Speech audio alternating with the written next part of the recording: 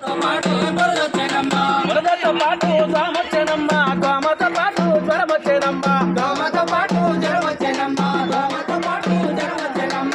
ప్రతిరోజు కడిగేటి బియ్యపు నీళ్లను వారం వారం తెచ్చే మాంసపు నీళ్లను వారం వారం తెచ్చే మాంసపు నీళ్లను, వారం వారం తెచ్చే మాంసపు నీళ్లను తీసుకొచ్చి మనం వీధుల్లో వేస్తుంటే, తీసుకొచ్చి మనం వీధుల్లో వేస్తుంటే, తీసుకొచ్చి మనం వీధుల్లో వేస్తుంటే, తీసుకొచ్చి మనం వీధుల్లో వేస్తుంటే దోమలు చేరి రోగాలు తెస్తాయి. వానొచ్చెనమ్మ, వరదొచ్చెనమ్మ, వరదతో పాటే బురదొచ్చెనమ్మ, వానొచ్చెనమ్మ, వరదొచ్చెనమ్మ, వరదతో పాటే బురదొచ్చెనమ్మ.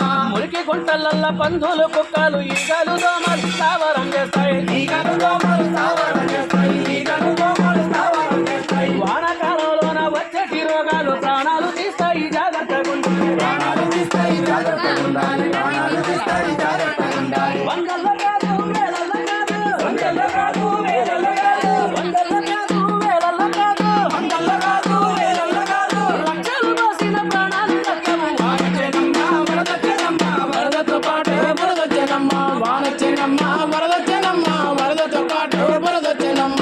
వరదతో పాటు బురదొచ్చెనమ్మ. వానలు వరదలు వచ్చినప్పుడు మనకు తెలుసు అంతా కూడా బురదమయం అవుతూ ఉంది.